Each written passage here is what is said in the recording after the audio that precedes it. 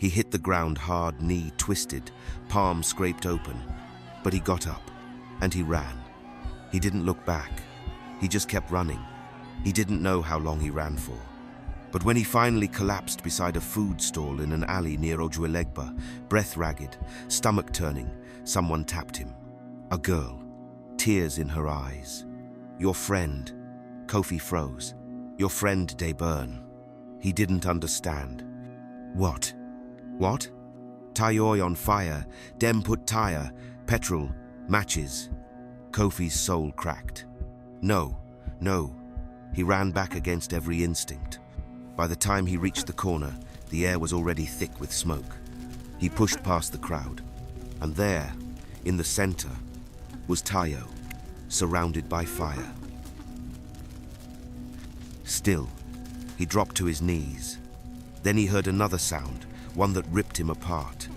A woman's voice, screaming, "Tayo, my son, my only son." He looked up and saw her. Tayo's mother, barefoot, in a wrapper, no headscarf, running, wailing. They had called her from the market. She was too late. She dropped to her knees near the flames and screamed until her voice cracked. "God, please, someone help him, my Soni, my only son." No one moved. No one could. The fire kept burning, and Koffi kept weeping. By nightfall, the road was quiet again. Nothing remained but black scorch marks and melted rubber. Tayo was gone. His laughter, his plans, his loyalty, and Koffi. He didn't sleep under any bridge that night. He wandered the alleys alone, barefoot, filthy, broken, and as the wind howled softly through the slums, he whispered the words that would haunt him for years. "I should have stopped him. I should have died with him." Well, well. If you haven't subscribed to the channel yet, you need to subscribe. The morning breeze swept through the small town of Makoko, rustling the makeshift curtains that hung over the window of the modest family home. It was a house of humble taste, but rich warmth constructed with wood, love, and just enough prayers to hold everything together. 12-year-old Koffi stirred beneath a faded Ankara wrapper, blinking as the sound of gospel music seeped in from the neighbor's compound. His mother, Mama Ada, was already outside, bent over a charcoal stove, stirring a bubbling pot of ogi. The smell of cornmeal and fried akara filled the air like a comforting hug. "Koffi," she called, her voice firm but full of affection. "Wake up and tell your papa his tea is ready before it turns to cold water." Koffi grinned sleepily. "Okay, Mama." Inside the house, Baba Koffi lay on a bamboo mat, his body stretched but his mind clearly burdened. A tall, strong man in his late 42nd, Baba Koffi was a car dealer, one of the few in Makoko who had managed to set up a small, honest business selling Tokumbo cars. Years ago, the business was booming. But 2 years back, he took a loan from the wrong people when sales slowed. Dangerous men who promised quick cash but operated like a cult. He hadn't been able to pay them back, and now time was running out. Koffi nudged him. "Papa, Mama says your tea is becoming river water." Baba Koffi opened one eye and chuckled. "That woman, she no go kill person with mouth." He sat up slowly, groaning like his bones were older than his age. "You go play football today?" Koffi nodded. "Yes, me and Tayo go scatterfield today." "Good boy," Baba Koffi said, ruffling his son's hair. "Just don't scatter your leg join." They all sat outside on a wooden bench, the family of 3 sharing their usual breakfast ritual. Koffi loved these mornings. He loved the way Mama hummed softly between bites, and how Papa would throw in dry jokes between mouthfuls. In that moment, their world felt complete. But underneath the laughter, Baba Koffi was troubled. He hadn't been sleeping well. The gang had sent a final warning last week. "You have 1 more week. After that, we'll come to collect our balance in flesh." He hadn't told Ada. No need to worry her. Not yet. After breakfast, Koffi grabbed his ball, called out to his best friend Tayo from across the compound, and they ran off toward the field, kicking the ball through dusty alleys, barefoot and free. They played for hours, the sun climbing higher, their laughter filling the sky. Then it happened. Tayo stopped mid-run. "Wait, you hear that?" They both turned. Smoke, screams, chaos. Tayo pointed. Bro, that's your house. Koffi's world slowed. He dropped the ball and sprinted, heart racing. They zigzagged through the narrow paths. The smell of burning wood hit first, then the sight. His home was on fire. A crowd had gathered, yelling and throwing buckets of water that did nothing. The flames danced like demons, devouring everything. Mama's wrapper lay half-burnt on the ground. And then Koffi saw something he would never forget. A black SUV reversing slowly. Inside, a man in a red cap stared straight at him, unbothered, cold. Koffi froze. That's him. Tayo nodded, whispering. The gang. It's them. They did this. Koffi started toward the house, screaming, Mama, Papa. Someone grabbed him, one of the neighbors. Koffi, no, go in there. They're gone, my Pekin. They didn't make it. The flames, the shouts, the black SUV, the silence that followed. It all collapsed into Koffi's chest. That was the day everything he knew, his parents, his home, his childhood burned. The fire died down by nightfall. The house was nothing but charred beams and blackened zinc, standing like bones of a once-living thing.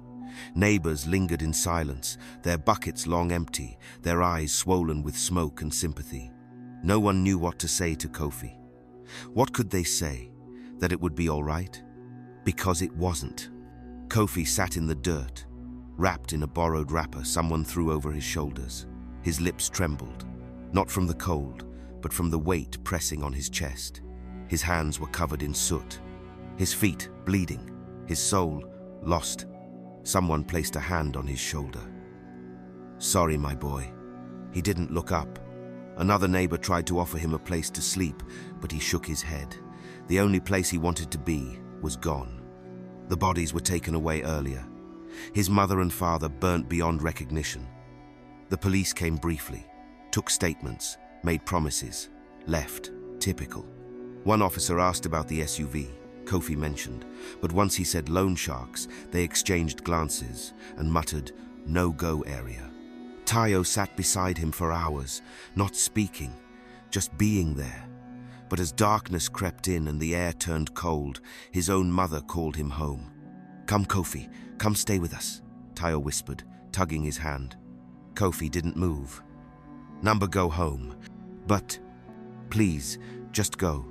Tayo hesitated, then slowly stood and walked away, glancing back twice before disappearing into the shadows.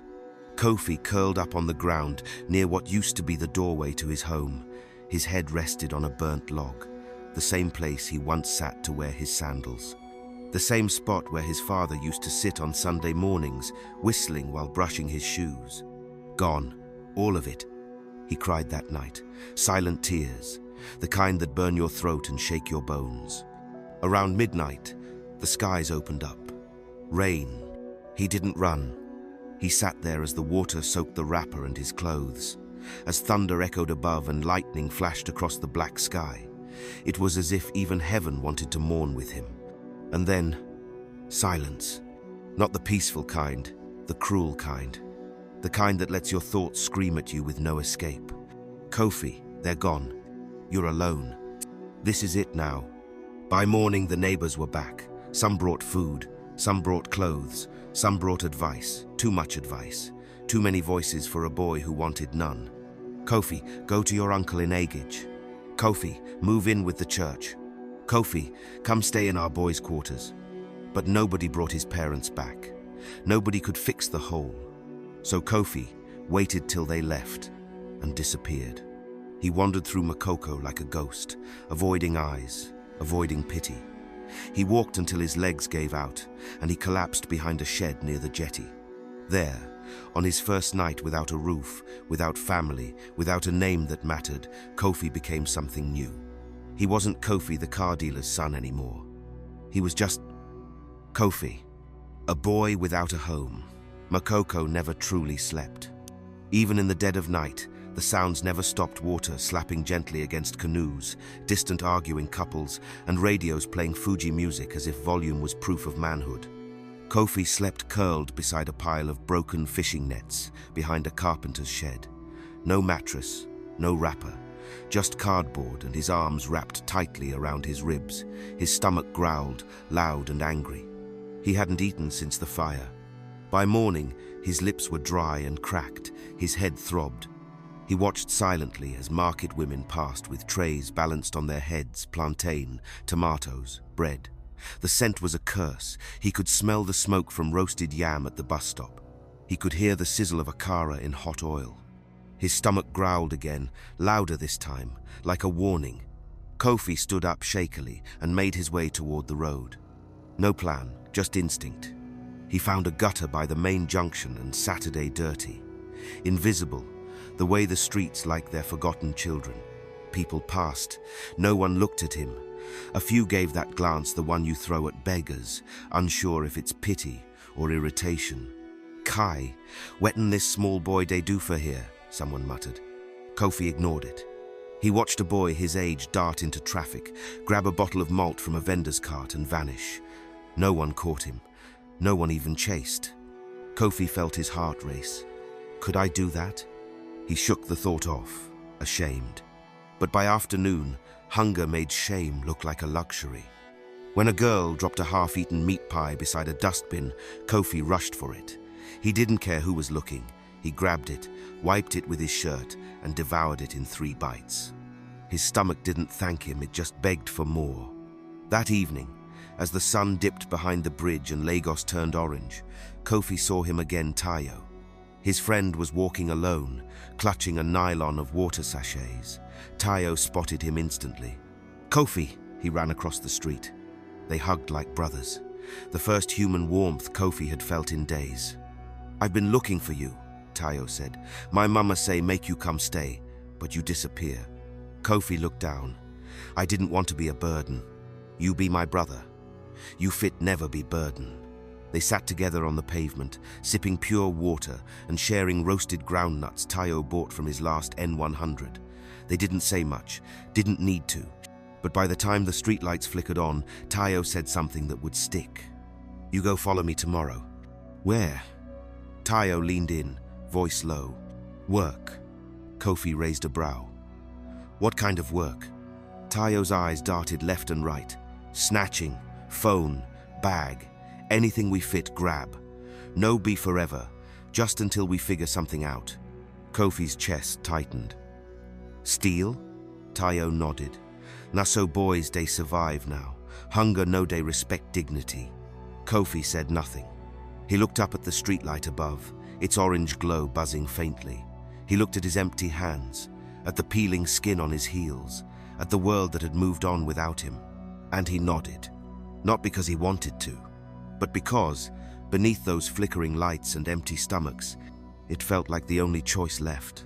That night, Tayo returned back to Makoko, leaving Koffi on the street as they intend to resume hustle the next day. The next morning arrived too fast. Koffi barely slept. The ground was cold, the air sticky, and his mind wouldn't shut up. He kept hearing his mother's voice, soft and sweet. Koffi, don't ever steal. You're better than that. But her voice was gone now, buried under ash. Tayo woke him before sunrise. You ready?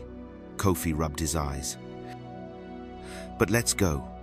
They walked through the maze of shanty alleys in silence, stepping over puddles and passed out drunks. Koffi clutched the frayed strap of his sling bag empty, for now. By the time they reached the Ojuelegba junction, Lagos had begun its daily chaos. Hawkers lined the roads, yelling prices. Buses screeched, conductors cursed, suits brushed against Okada riders. It was the perfect hunting ground. Tayo pulled Koffi into a corner behind a Danfo bus. We go in pairs, always pairs, me and you. Koffi looked nervous. What exactly are we looking for? Anything exposed, phone in hand, bag with zip open, wallet in back pocket. No snatching from people holding tight. Look for the careless ones. And if we get caught? Tayo didn't answer immediately. Instead, he pulled up his sleeve. A long scar ran from his wrist to elbow. That was from last year. Almost died, but I didn't, because I ran fast. Koffi swallowed hard. His palms were already sweating. Tayo gave him a soft pat on the back. Your first time, you just shadow me. No do anything, just watch. They moved with the crowd, blending in like ghosts. Tayo was smooth. A girl walked past, focused on her phone. Tayo brushed against her, and by the time she reached the corner, her small purse was gone. He slipped it to Koffi. "Put am for your bag." Koffi obeyed with shaking fingers. Over the next hour, they racked up 2 wallets, a wristwatch, and a small power bank. Koffi didn't touch anyone, but every grab made his heart beat faster. He felt sick but also alive. By noon, they sat behind a closed kiosk, counting their loot. Tayo handed Koffi 15,000. "Your cut." Koffi stared at it like it was poison. "I didn't even do anything. You watched. That's how it starts." They bought agege bread and cold sachet water, the first proper meal Koffi had eaten in days. Every bite was a war between shame and relief. But the guilt stayed. As they ate, Tayo looked up. "I know it feels dirty, but sometimes you don't get clean options in this life." Koffi didn't answer. He just stared at the busy road ahead. The buses, the faces, the world that didn't care if a boy starved or stole. Stealing became their daily hustle. Tayo and Koffi had mastered the act of petty theft like it was second nature. From snatching phones at bus stops to slipping wallets out of distracted traders' pockets, the boys moved with the precision of shadows. For Tayo, the streets felt more like home than the cramped room his mother still begged him to return to. She had tried pleading, crying, even dragging him by the wrist once, but freedom on the streets of Lagos tasted sweeter than any mother's discipline. Koffi gave him that freedom. Together, they ran barefoot across Ojuelegba bridges at night, dodged danfos in Surulere, and ate puff-puff with money they never earned. Every day was survival, and every night was adventure. Tayo rarely thought of home anymore. To him, his mother's voice was just another sound swallowed by the chaos of the city, while Koffi's laughter, reckless and fearless, echoed in his ears like a promise that the streets belonged to them. The sky looked wrong that day. It was the kind of blue that pretended everything was fine, calm, cloudless, unaware that something tragic was already breathing in the wind. Tayo had been quiet all morning. Not his usual joking self, no teasing, no slaps on the back, just quiet chewing as they shared a single loaf of bread soaked in sachet water. Koffi noticed. "You good?" he asked. Tayo nodded, forcing a smile. "Yeah, just tired." But Koffi could feel it.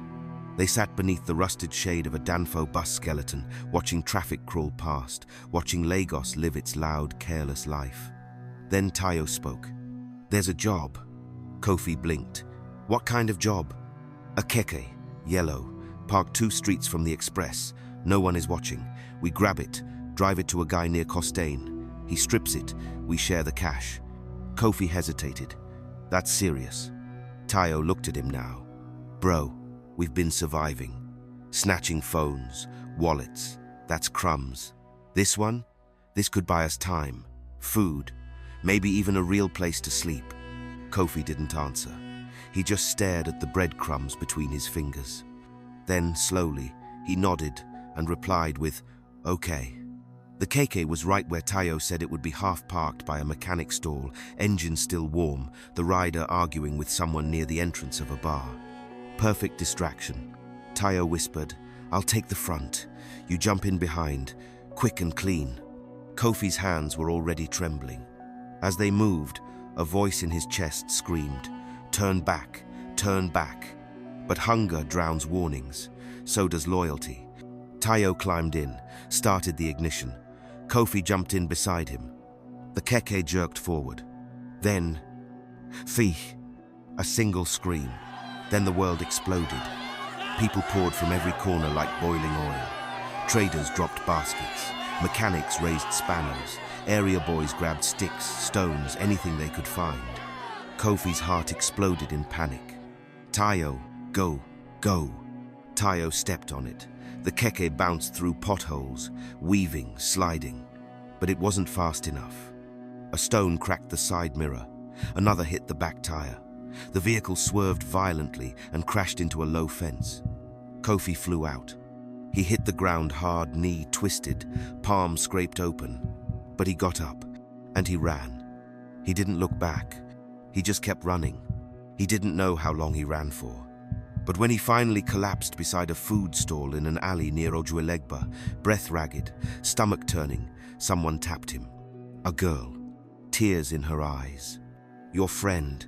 Koffi froze. "Your friend de burn." He didn't understand. "What? What?" "Tayoy on fire, dem put tire, petrol, matches." Koffi's soul cracked. No, no. He ran back against every instinct. By the time he reached the corner, the air was already thick with smoke. He pushed past the crowd, and there, in the center, was Tayo, surrounded by fire, tire around his neck. Still, he dropped to his knees. Then he heard another sound, one that ripped him apart. A woman's voice, screaming, "Tayo, my son, my only son." He looked up and saw her, Tayo's mother, barefoot, in a wrapper, no headscarf, running, wailing. They had called her from the market. She was too late. She dropped to her knees near the flames and screamed until her voice cracked. "God, please, someone help him, my Sony, my only son." No one moved. No one could. The fire kept burning, and Koffi kept weeping. The fire had eaten its fill and left nothing but blackened wood, thick smoke, and the bitter smell of kerosene. The market still buzzed, but it was not the usual noise of traders haggling or buyers shouting prices. It was the chaos of fear, grief, and judgment. Tayo's body lay motionless, where the flames had spat him out. His skin charred, his clothes burnt into his flesh. Beside him, his mother collapsed on the dusty ground, her palms beating her chest, her voice rising above the clamor. "My Tayo, my only son. Ah, God, why you take my pikin?" Her wail carried like a bell across the stalls, making even hardened traders pause. Women shook their heads, whispering prayers. Men stood in silence, eyes heavy. Children hid behind their mothers, peeking at the broken figure of the woman whose world had just burned before her. And then she saw Koffi. He stood frozen near a plantain stall, his hands trembling, his face ash-streaked. His heart beat so loud it seemed to echo the cries around him. He wanted to run, but his feet felt nailed to the earth. He couldn't leave Tayo not like this. Not when guilt hung on his shoulders like chains. Her eyes, red and swollen, locked on him. Her grief turned to fury. "You!" she spat, leaping to her feet with a suddenness that startled even the crowd. "Nah, you bring my son into this life of stealing and evil. You carry death everywhere you go." Before Koffi could breathe, she lunged and grabbed his shirt. Her nails dug into his chest as she shook him with the strength of a madwoman. "Siam! Nah, this cursed boy! Nah, him bring bad luck to my house!" she screamed, her voice tearing through the air like a whip. Koffi gasped as she dragged him forward, his neck choking under the grip of his torn collar. The crowd swarmed, forming a circle. Her teeth clenched, her eyes wild with the madness of loss. She tore at his shirt, ripping it open until the cloth hung in tatters. "Evil child, you kill my Tayo." The crowd began to murmur. Some nodded in sympathy, others shook their heads. "Mama, a beg, calm down," a trader shouted, trying to pull her off. "Nah, accident, leave the boy alone," another cried. But Tayo's mother had gone deaf to reason. She clawed at Koffi's face, trying to strike him. "You go die like my son. You no go live long." Koffi stumbled back, his eyes stinging with tears he fought to hold in.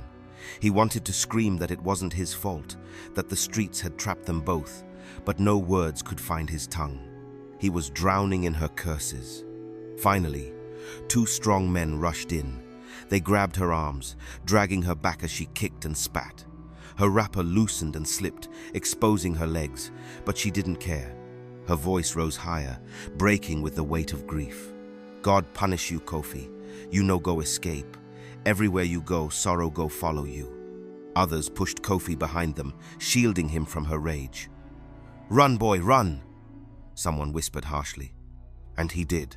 He tore himself away from the market, his chest heaving, his torn cloth hanging like a flag of shame. He ran until the cries of Tayo's mother faded into the distance. but her words followed him, heavy and sharp, like stones lodged in his spirit. That day, Koffi learned something the streets had not yet taught him.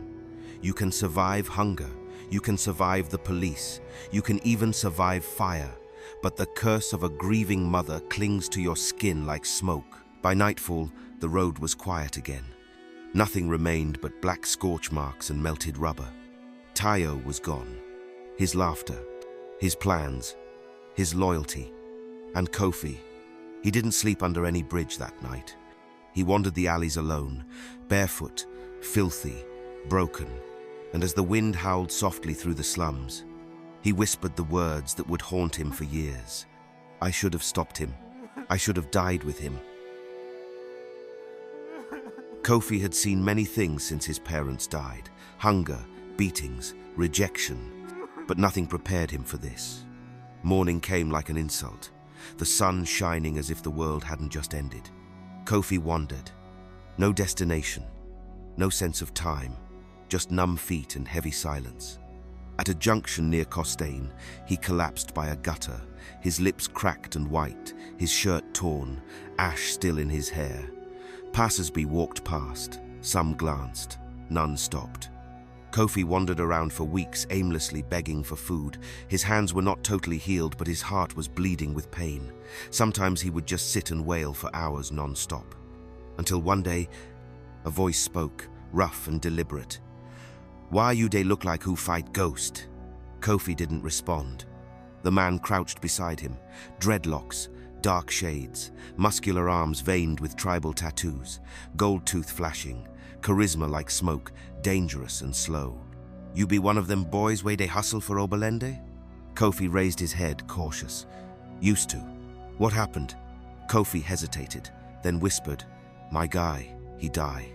The man nodded like he already knew. "Tayo, Abi." Koffi froze. "How?" "I sabi everything for these streets," the man said, pulling out a bottle of water. He tossed it gently to Koffi. "Drink." Koffi drank like his life depended on it. The man smiled. "Dem dey call me Jargon." Koffi swallowed hard.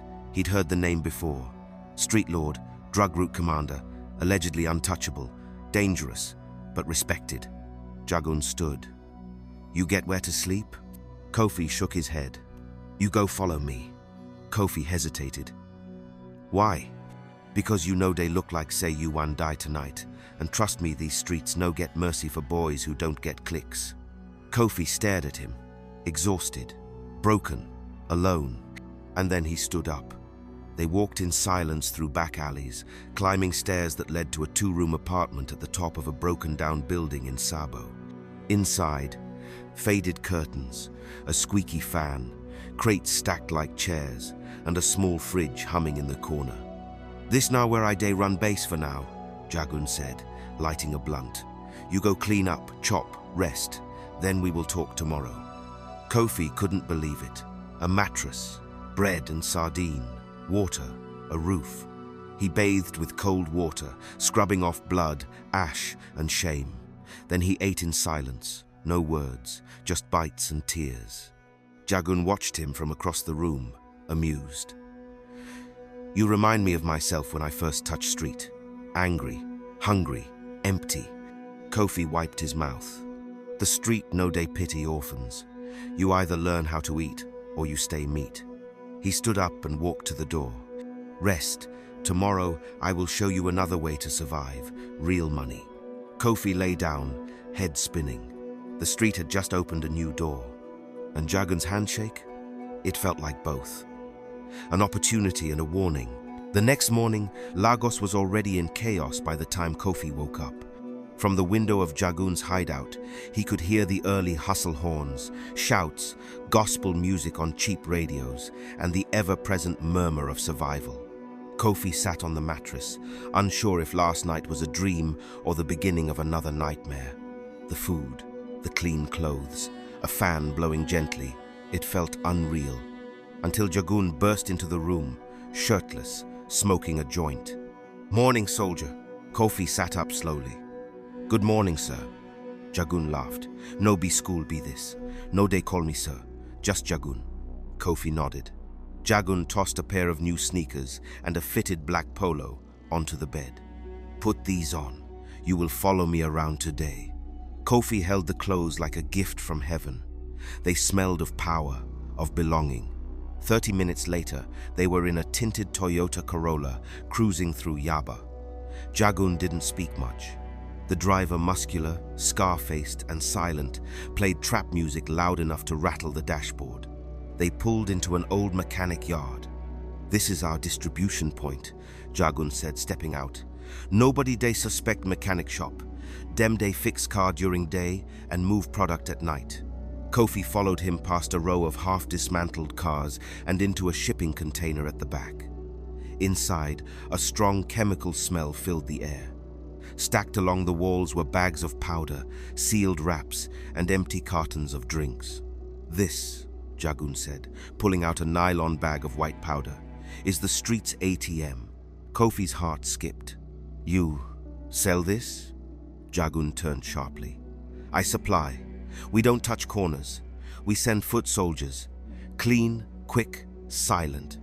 And every rap you move brings you one step closer to power." Koffi didn't respond. His eyes scanned the room. Weapons, scales, bundles of naira. Everything illegal, everything dangerous, but also everything he didn't have. Jagun leaned in, voice lower now. "You want the streets to fear you. Then you need money, real money, not stealing phones." Koffi clenched his jaw. "What do I have to do?" Jagun smiled. "You'll start as a runner. Deliver packages, watch corners, just observe, learn, earn." He grabbed a small black pouch and tossed it to him. "You go deliver this to a girl in Lekki. Her name is Blaze. You meet her, collect the cash, bring it back." Koffi nodded. "Driver, go drop you nearby, but you enter alone. This is a test. You pass, you climb." An hour later, Koffi stood in front of a boutique in Lekki, Phase 1. He felt out of place. His stomach turned. He looked around cameras, clean streets, guards with sunglasses. Then a voice. "You Koffi?" He turned. A woman in her 32nd, braids, sharp eyes, low voice. "Blaze." She took the pouch, pulled out a wad of cash, and handed it to him without a word. Transaction done. No handshake, no questions. Just business. When they got back, Jagun opened the pouch, counted the money. 250,000. Clean. You get 10 Kelvin. Just like that. Koffi stared at the bundle in his hands. 10,000 naira. In one trip, no blood, no fight, no chase. Jagun clapped him on the shoulder. "Welcome to the business." That night, Koffi didn't sleep. He lay on his mattress, staring at the ceiling, holding the cash. Tayo was gone, his parents were gone, but something else had arrived. Purpose. Even if it came wrapped in sin at this point, he didn't mind. Years have passed. Koffi wasn't just a street boy anymore. He had a name now, Young Lion. The title came from Blaze after he delivered his 4th flawless run. "You move like a lion, small but hungry," she had said with a smirk. "Not afraid of the jungle." And the name stuck. He earned more than 100,000 inch those 3 weeks. Bought himself new kicks, second-hand jeans, a small Nokia phone, and even started sending 2 Kelvin weekly to a local Myde guard who let him use his shack to hide extra cash. But money wasn't the only thing growing, so was respect. The boys around Jagun started noticing him. He was young, but precise. He never lost a package, never asked stupid questions, and more importantly, he didn't act like a child. He watched, listened, learned. Jagun started calling him for meetings, Saturday him down during planning sessions, even let him hold a small pistol once not to use, just to understand the weight of power. "You are no longer a kid I took from the street years ago," Jagun said one evening. "You day rise, you day enter the room men day enter, but make sure say you day look who day close the door behind you." It was meant to be advice, but it was also a warning, because not everyone liked Koffi's rise. Some of the older boys, who had been with Jagun for years, Scarboy, K-Money, and Sei, were becoming jealous. Jagunde lose guard, some of them said back then. This small boy go soon run am street. Koffi could hear it in their greetings. But he kept quiet, focused, until Mariam entered the picture. She wasn't just beautiful. She was broken in the kind of way that made you want to fix her. Jagun's girlfriend. Mid-22nd, slim, quiet, skin like cocoa butter, eyes that rarely smiled. She stayed in the background serving drinks during meetings, cooking in silence, and wearing bruises like makeup.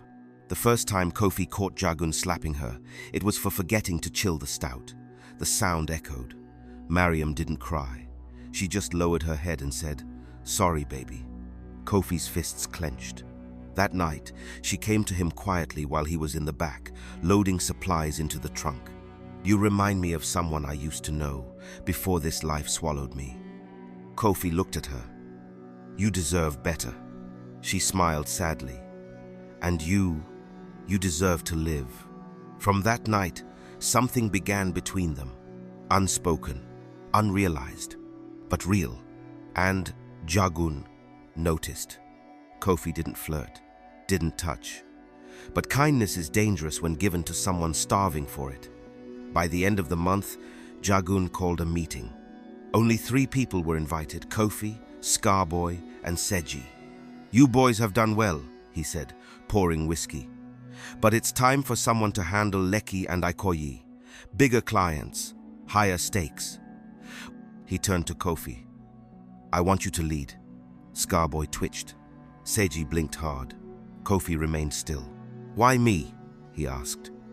Jagun smiled. "Because fear no day your blood, and street respect you."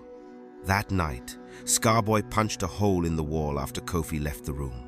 "Young lion Abi," he spat. "We go see how lion go roar when trap hold him neck." Koffi didn't hear those words, but the trouble was just about to begin.